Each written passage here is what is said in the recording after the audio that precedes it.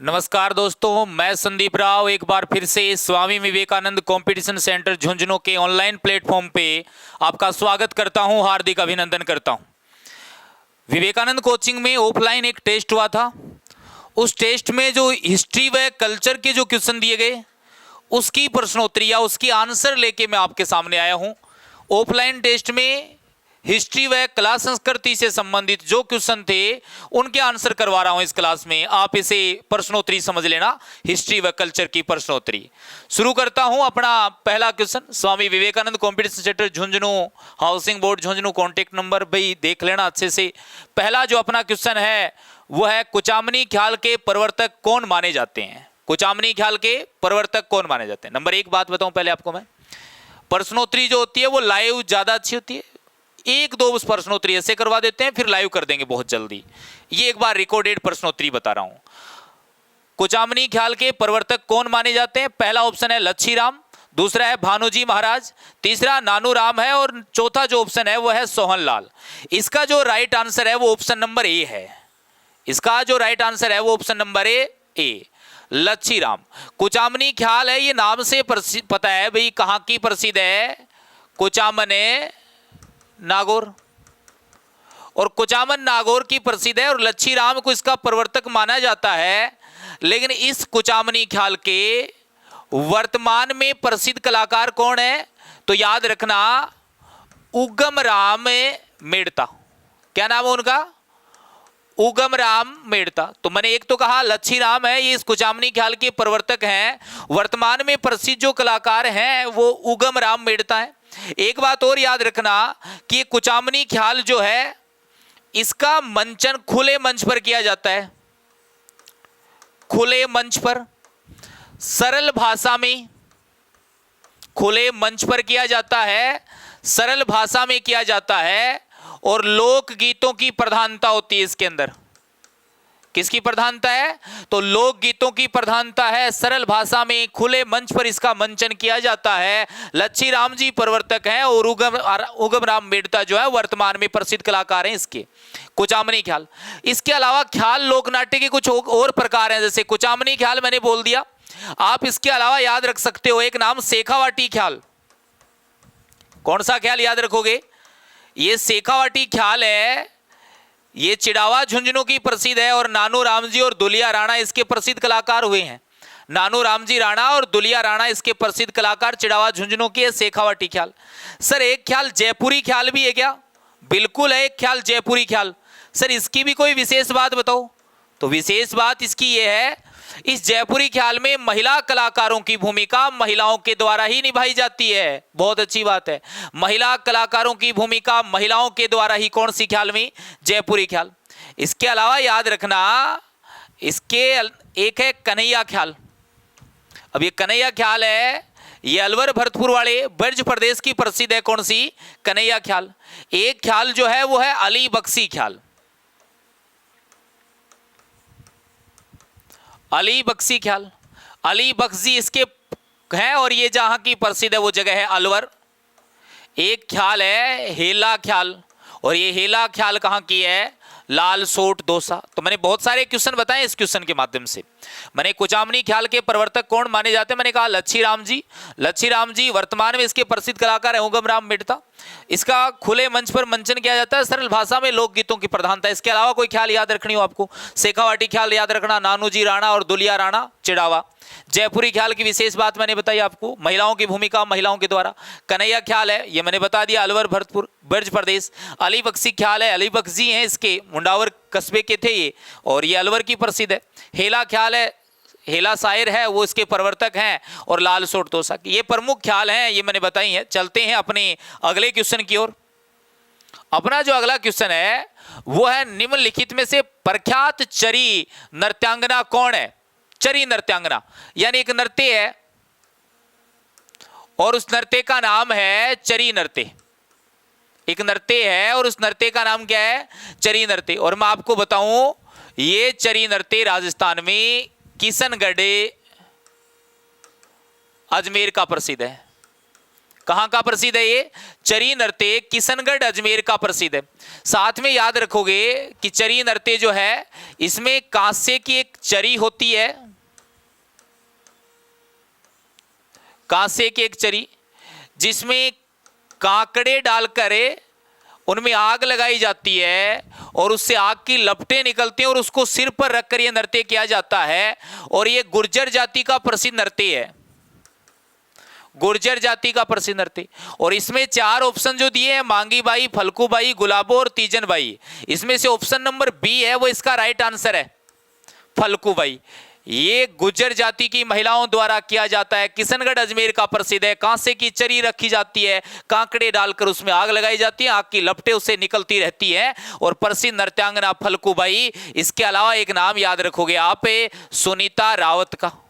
ये सुनीता रावत हैं, ये भी इस चरी नृत्य की प्रसिद्ध नृत्यांगना हुई है। तो ये बातें याद रखनी है। 2 नंबर का क्वेश्चन है और इसका जो राइट आंसर है वो ऑप्शन नंबर बी है, फलकू बाई। चलते हैं अपने अगले क्वेश्चन की ओर। अपना अगला क्वेश्चन है,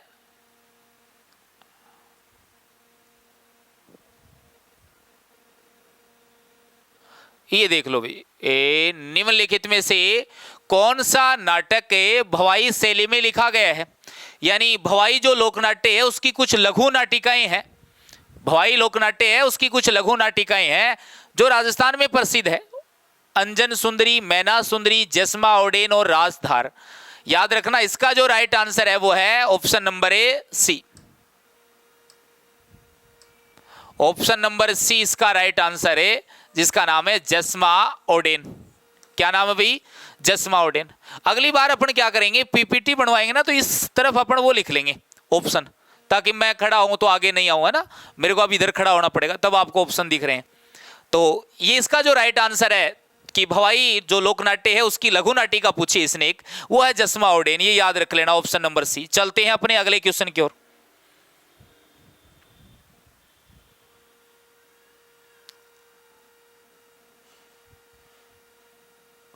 ये नंबर 4 क्वेश्चन है अपना, ध्यान से देखो इस क्वेश्चन की ओर भी।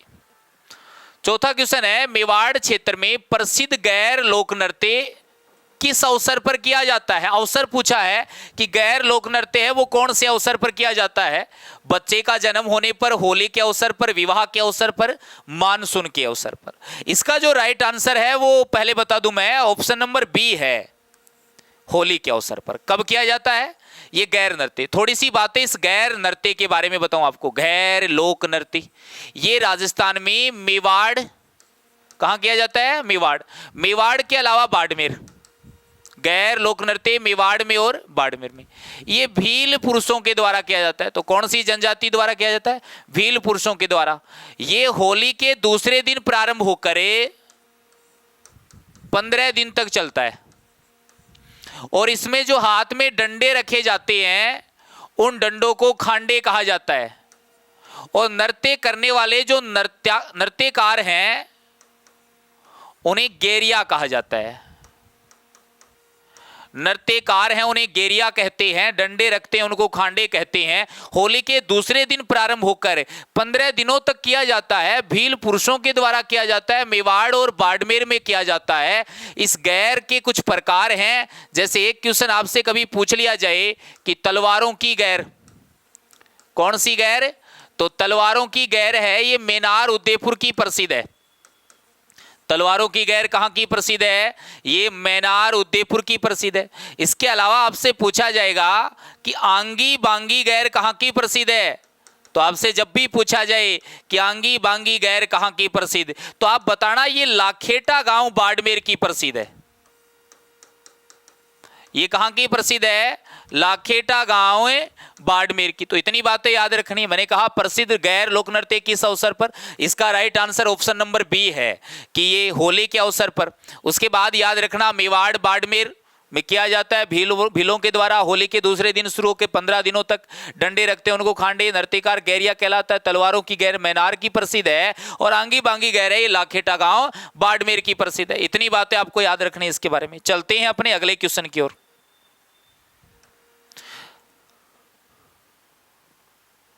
हाँ, किनके मध्य जोधा के राज चिन्हों को लेकर झगड़ा हुआ था? याद रखना दोनों ही जोधा के बेटे थे, दोनों ही किसके बेटे हैं? जोधा के बेटे हैं, और उनके बीच राज चिन्हों को लेकर झगड़ा हुआ था। इसका जो राइट आंसर है बीका सूजा, बीका गंगा, बीका सातल देव, बीका जोधा। नहीं भाई, जोधा के राज चिन्हों को लेकर होगा तो जोधा के बेटों में होगा। तो याद रखना इसका जो राइट आंसर है वो है ऑप्शन नंबर ए, बीका व सूजा के मध्य।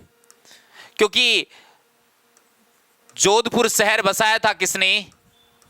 राव जोधा ने, और राव जोधा का ही पांचवा, कुछ इतिहासकारों के अनुसार दूसरा भी पांचवा बेटा था राव बीका। वो राव बीका अलग चला गया और उसने जाके क्या बसा दिया? बीकानेर। और बीकानेर में कौन से वंश की स्थापना कर दी इसने? तो राठौड़ वंश की स्थापना कर दी। यहां से राव बीका चल के आया और यहां आ गया कौन? राव सूजा। और इन दोनों के बीच ये संघर्ष हुआ था। तो इसका जो राइट आंसर है वो राव बीका व सूजा है, कि राव जोधा के बेटों में ये संघर्ष हुआ है राव जोधा के राज चिन्हों को लेकर। चलते हैं अपने अगले क्वेश्चन की ओर। अगले क्वेश्चन की ओर चलें तो अगला क्वेश्चन है खानवा के युद्ध में, खानवा के युद्ध में मारवाड़ के किस शासक ने सांगा की सहायता की थी? तो इसका राइट आंसर बता दूं आपको, इसका जो राइट आंसर है वो राव गांगा है। वो क्या है भी? राव गांगा। ऑप्शन नंबर बी, कि मारवाड़ के किस शासक ने सहायता की है। तो याद रखना इसका राइट आंसर मैंने राव गांगा बताया। इससे जिक्र कर रहा है कौन से युद्ध का? खानवा के युद्ध का। खानवा का युद्ध कब हुआ है? 17 मार्च 1527। और खानवा के युद्ध में एक तरफ तो सेना है महाराणा सांगा की, और एक तरफ सेना है बाबर की। यानी बाबर व महाराणा सांगा के मध्य युद्ध हुआ था खानवा का युद्ध 17 मार्च 1527। और इस युद्ध में सांगा ने एक परंपरा शुरू की जिस परंपरा का नाम है पाती परवन परंपरा। और इस पाती परवन परंपरा के तहत सांगा का साथ देने के लिए अलग अलग रियासतों से अलग अलग शासक आए थे। यानी संपूर्ण राजपूताने के शासक खानवा के युद्ध में सांगा का साथ देने आए। तो सांगा का साथ देने की बात जब आई पाती परवन के तहत, तो मारवाड़ का राजा उन दिनों राव गांगा था, और राव गांगा ने अपने बेटे मालदेव को भेजा था। तो मालदेव ऑप्शन में नहीं है, तो शासक तो उस समय कौन था? राव गांगा ही था। तो राव गांगा मालदेव। बीकानेर के बारे में याद रखें तो बीकानेर का राजा उन दिनों राव जैतसिंह था, और राव जैतसिंह ने अपने बेटे कल्याणमल को भेजा था। तो ये याद रखना। जयपुर यानी आमेर से कौन आया था? तो आमेर से पृथ्वीराज कछुआ आया था। आमेर से कौन आया है? तो आमेर से आया है पृथ्वीराज कछुआ। मेव राजा यानी मेवात से कौन आया है? वो आया है हसन खां मेवाती। हसन खां मेवाती ये मेवाड़ मेवात से आया है। तो ये कुछ एक राजा याद रखने हैं। ईडर से आया है भारमल। तो ये कुछ और राजा हैं। तो मुख्य मुख्य ये हैं, थोड़े याद रख लेना कि खानवा के युद्ध में मारवाड़ के किस शासक ने सांगा की सहायता की। अपने को मालदेव दिमाग में रहता है कि 4000 सैनिकों के साथ आया था, लेकिन मालदेव उन दिनों राजा नहीं था, राजा उसका पिताजी था राव गांगा। चलते हैं अगले क्वेश्चन की ओर।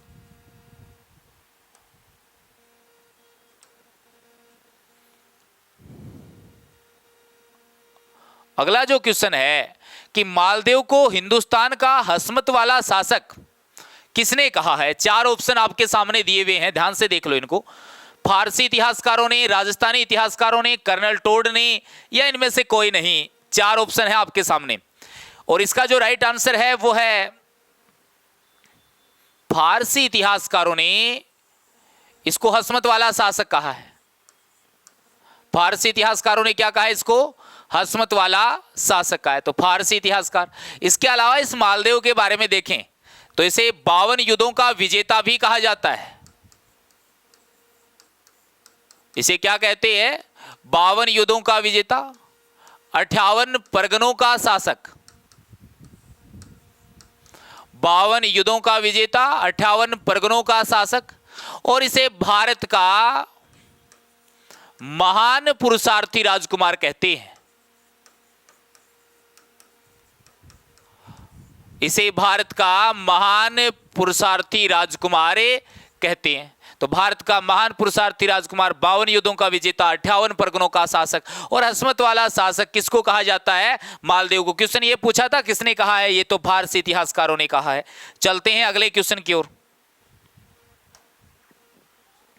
मारवाड़ का पितरहंता, मारवाड़ का पितरहंता कहा जाता है। मारवाड़ का पितरहंता किसे कहते हैं? 4 ऑप्शन आपके सामने, राव गांगा को, राव सुजा को, मालदेव को या जोधा को। राइट आंसर है कि मारवाड़ का जो पितरहंता है, ये ऑप्शन के आधार पे इसमें बता दूं, right answer option number C है। किसको कहते हैं? मालदेव जो है इसको मारवाड़ का पितरहंता कहते हैं। लेकिन मारवाड़ में ये तो कैसा पितरहंता है? प्रथम है। और इस मालदेव ने क्या किया है? अपने पिता गांगा की हत्या की थी। इसने क्या किया भाई? पिता गांगा की हत्या की है। किसने? मालदेव ने। तो ये मारवाड़ का प्रथम पितरहंता है। मारवाड़ में एक और हुआ है, दूसरा, और मारवाड़ का दूसरा पितरहंता है बकत सिंह। क्या नाम उसका? बकत सिंह। तो दूसरा पितरहंता कहते हैं बकत सिंह को, प्रथम पितरहंता कहते हैं किसको? मालदेव को। मालदेव ने गंगा की हत्या की। राजस्थान में कुछ एक पितरहंता और याद रखने हैं। जैसे आपसे पूछा जाए कभी कि मेवाड़ का पितरहंता, मारवाड़ अपन ने पढ़ लिया है। आमेर का पितरहंता, आपसे पूछा जाए चौहानों का पितरहंता, और आपसे पूछा जाए गुर्जर प्रतिहारों का पितरहंता। तो याद रखना, मेवाड़ का पितरहंता महाराणा उदा को कहते हैं। मारवाड़ के मैंने अभी अभी 2 बताए हैं। आमेर का पितरहंता राम सिंह प्रथम को कहते हैं। किसको कहते हैं? राम सिंह प्रथम। चौहानों का पितरहंता जगदेव है। और याद रखना, गुर्जर प्रतिहारों का पितरहंता मिहिर भोज है। कौन है भाई? मिहिर भोज। तो ये बातें याद रख लेना कि कौन सी जगह का पितरहंता कौन है। बाकी मैंने मारवाड़ का बता दिया। पहला मालदेव है जिसने अपने पिता गांगा की हत्या की थी। चलते हैं अपने अगले क्वेश्चन की ओर। मारवाड़ के किस शासक के काल में खेजड़ली गांव की घटना हुई थी? 4 ऑप्शन है आपके सामने। अभय सिंह के शासनकाल में, मान सिंह के काल में, जोधा के काल में, अजीत सिंह के काल में। इतनी देर में आपने आंसर दे दिया होगा। अब मैं बता देता हूं। इसका जो राइट आंसर है वो है भी, अरे ये वाला पेन काम में लेना था, लो तो ये वाले ले लेते हैं। अभय सिंह के काल में खेजड़ली गांव की घटना। तो याद रखना, ये खेजड़ली गांव की जो घटना है ये 1730 में हुई थी। किसके शासनकाल में हुई है? अभय सिंह के शासनकाल में। और इसने 1730 में खेजड़ी के वृक्ष काटने का आदेश दिया है। खेजड़ी के वृक्ष काटने का क्या दिया है? आदेश। अब खेजड़ी प्रिय होती है कौन से संप्रदाय को? विश्नोई संप्रदाय को। तो इस संप्रदाय की एक महिला अमृता देवी विश्नोई, क्या नाम है उसका? अमृता देवी विश्नोई। ये 363 लोगों के साथ क्या हो जाती है? इस वृक्षों की रक्षा करते हुए शहीद। इस अमृता देवी विश्नोई के पति का नाम था रामो विश्नोई। उसके पति का क्या नाम है? रामो विश्नोई। और अमृता देवी विश्नोई 363 लोगों के साथ शहीद हो गई अभय सिंह के शासनकाल में 1730 में। यह घटना है खेजड़ली गांव की। आजकल इस गांव का नाम है खेजड़ली गांव। और इसी घटना की याद में एक मेला लगता है, वो है वृक्ष मेला। और ये वृक्ष मेला विश्व का एकमात्र वृक्ष मेला है। ये विश्व का क्या है? एकमात्र वृक्ष मेला है। और ये वृक्ष मेला लगता कब है? तो भाद्रपदे शुक्ल दशमी।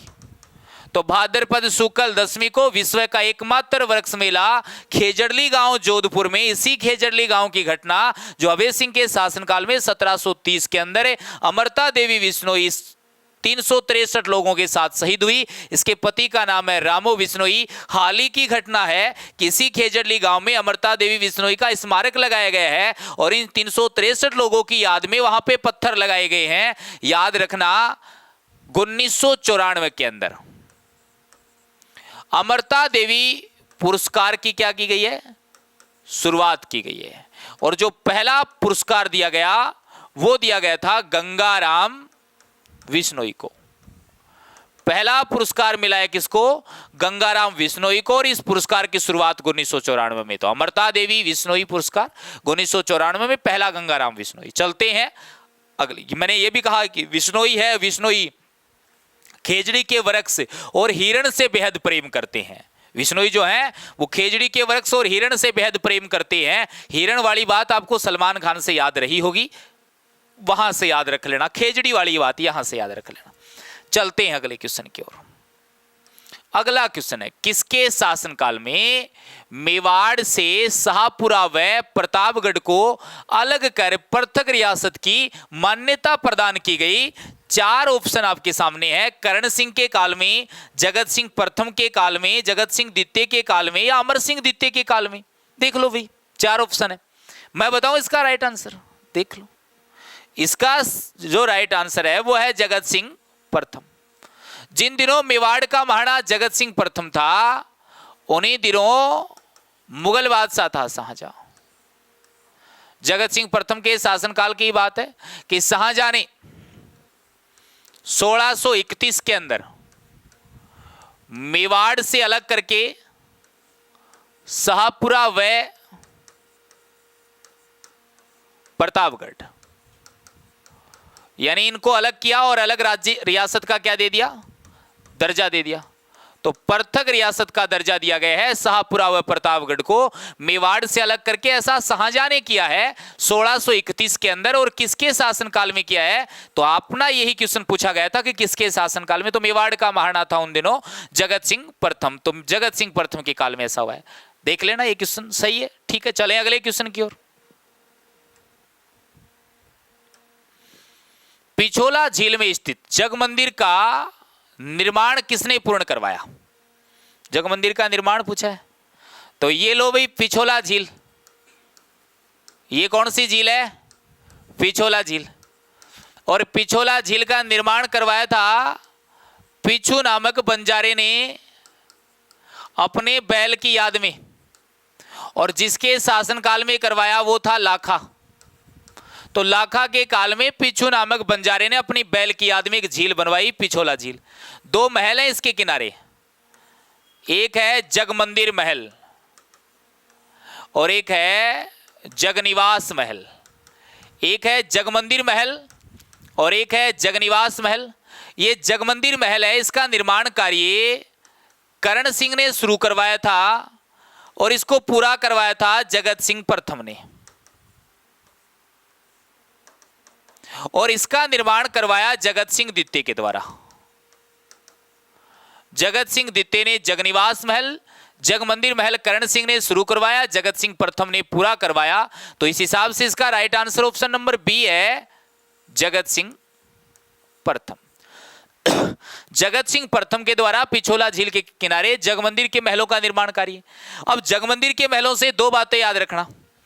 एक तो 1857 की क्रांति के दौरान नीमच से भागे हुए अंग्रेज परिवारों को महाराणा स्वरूप सिंह के द्वारा यहीं पे शरण दी गई थी।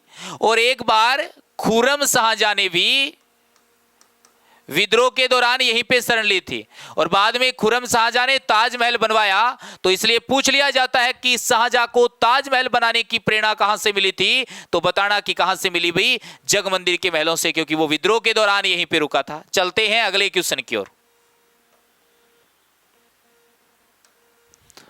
अपना अगला क्वेश्चन है, देबारी समझौता मारवाड़ के अजीत सिंह, आमेर के सवाई जय सिंह व मेवाड़ के महाराणा किस महाराणा के मध्य हुआ? पूछना ये चाह रहा है। चार ऑप्शन है, जय सिंह है, संग्राम सिंह है, अमर सिंह द्वितीय और जगत सिंह द्वितीय। इसका जो राइट आंसर है कि देबारी समझौते में मेवाड़ की ओर से कौन शामिल हुआ था? तो इसका जो राइट आंसर है वो है अमर सिंह द्वितीय। कौन सा समझौता है? देबारी समझौता। एक बार फिर से बता दूं मैं, ये देबारी समझौता, ये वाला लो भाई, कौन सा समझौता है? देबारी समझौता। 1707 और 8 दोनों याद रखनी है। जब तक 7 रहेगा यही करोगे। 1707 1708 के अंदर एक समझौता, देबारी समझौता। यह समझौता 3 रियासतों के मध्य, एक तरफ रियासत है आमेर,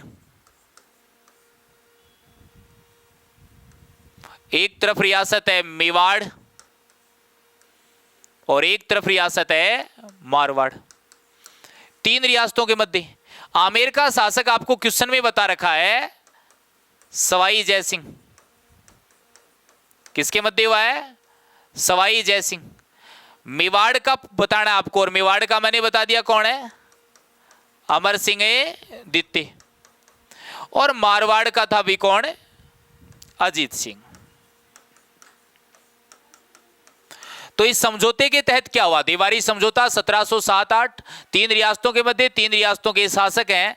इसके तहत इस सवाई जयसिंह को तो आमेर का शासक स्वीकार किया गया,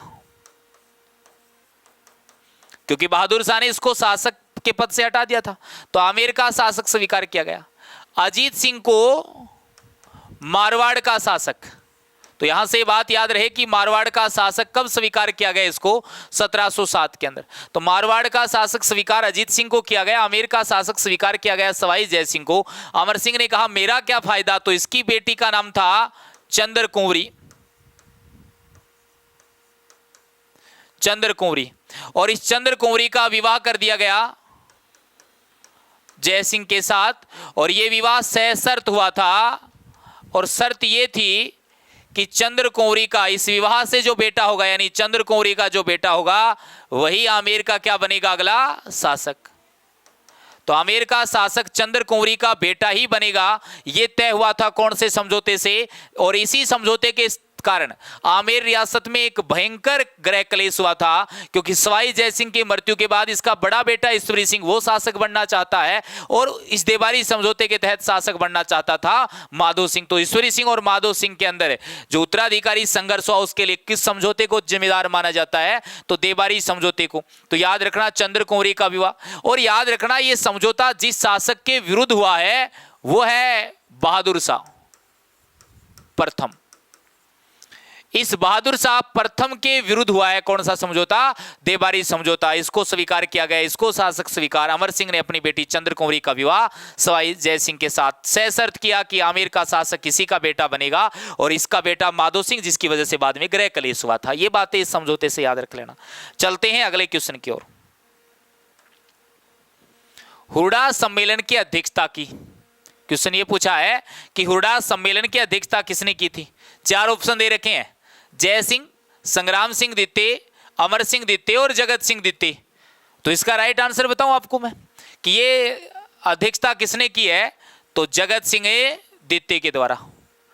हुरडा सम्मेलन की अध्यक्षता किसने की है। अब मैं इस हुरडा सम्मेलन के बारे में थोड़ा बताता हूं। यह हुआ था 17 जुलाई 1734। इस हुरडा सम्मेलन का जो सुझाव दिया गया वो था संग्राम सिंह द्वितीय, और इस हुरडा सम्मेलन का आयोजन जिसने करवाया, तो हुरडा सम्मेलन का आयोजन करता था सवाई जय सिंह। तो सवाई जय सिंह द्वितीय इसका आयोजन करता है, सुझाव संग्राम सिंह ने दिया है। यह सम्मेलन 17 जुलाई 1734 को, यह हुरडा जगह जो कहां पे पड़ती है, तो याद रखना भीलवाड़ा के अंदर।